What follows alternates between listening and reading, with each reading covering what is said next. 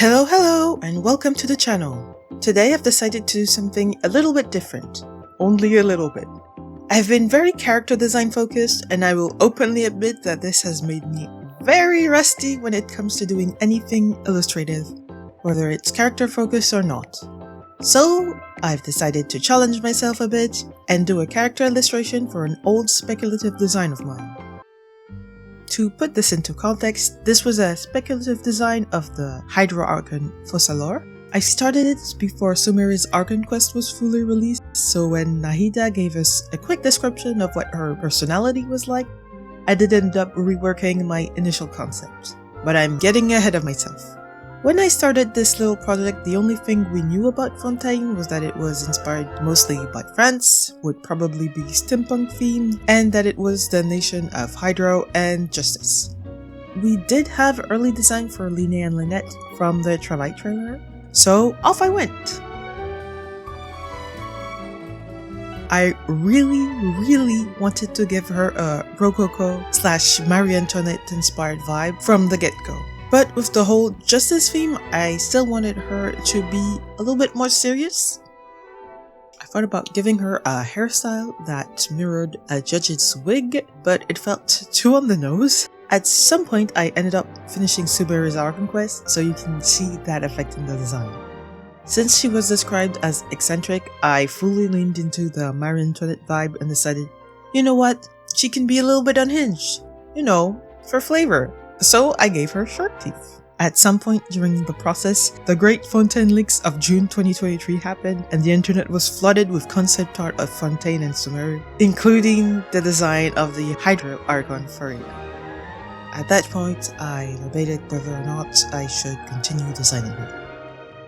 And then I remembered I had free will and can do whatever I want. I did take a few minor design elements from Fiorina's design and injected them into mine, like the water droplet shaped jewel on her collar. It took a few tries to find a color scheme I liked for her dress, and I did end up changing it slightly in her final design, same with her hair. Here's the design I eventually landed on. I gave her a huge updo both as a reference to wigs they wore in French courts and the bulbous head of an octopus. I did something similar with her pupils, giving them a shape that was kind of an in-between of normal human pupils and octopus pupils, which I thought gave her a more inhumane look. I took another page from Fiorina's book and added some blue stripes to her hair. I think it gives it more dimension. Even well over a year later, I'm still super happy with her final design.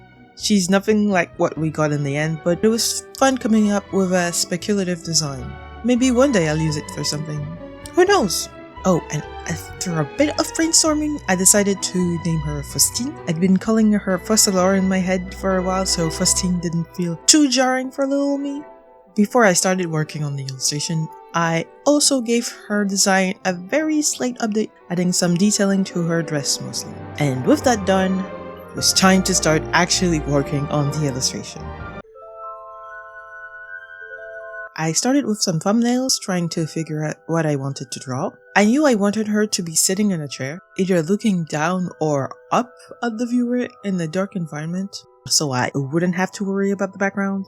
I ended up liking the idea of her looking down on the viewer more, so I settled on that, adding a statue of Lady Justice in the background. Mostly for flavor, but the storytelling implications also felt kinda cool. After that, I moved to coloring the thumbnail to get an idea of what I wanted the final piece to look like.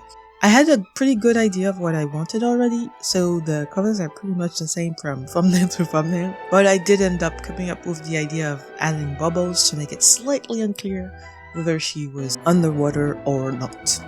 And now for the most dreaded part, the illustration. I used my thumbnails as a base and started sketching out the whole thing.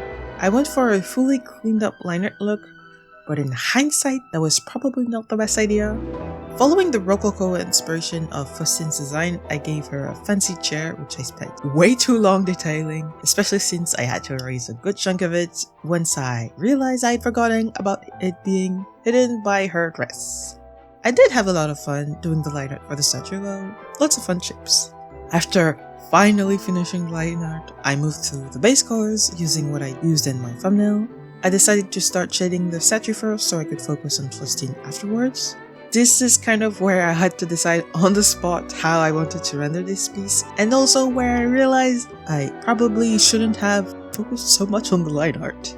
I decided I wanted to do something mostly cel-shaded like my usual style, although I ended up adding details on top by the end.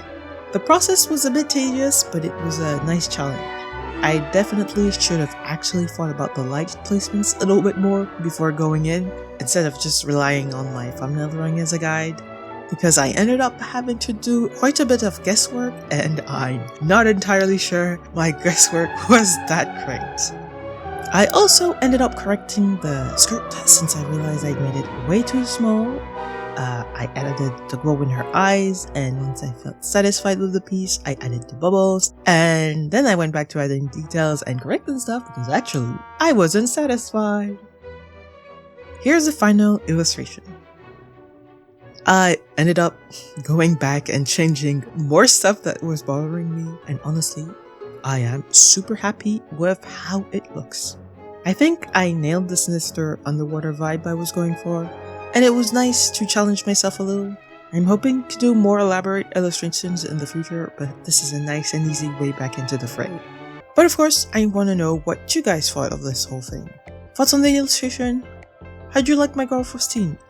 I didn't really get to go in depth about her personality, so here's some old art I did to paint a better picture of the kind of woman we're dealing with. For the next video, we're going back to the Genshin Pet Gijinkas with part 3. And this time I'm not jinxing myself because it was already planned. Let's go. Anyway, thanks for watching, and see you next time. Bye bye!